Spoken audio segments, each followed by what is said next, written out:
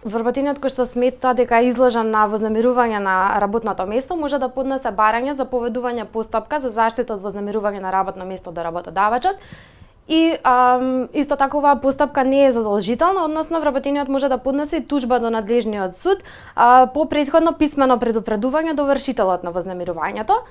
Барањето за поведување на оваа постапка се поднесува до одговорно лице кај работодавачот, односно тоа е директорот или друго овластено лице и може да се поднесе најдоцна во рок од 6 месеци од денот кога последен пат е сторено однесување кое што представува вознемирување на работното место. Барањето се поднесува нели до работодавачот и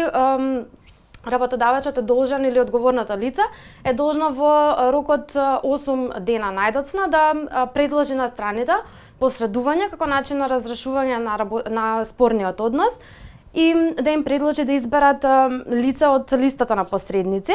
Постапката за посредување кај работодавачот е итна и е затворена за јавноста и нејзиниот тек е уреден со Законот за заштита од вознемирување на работното место.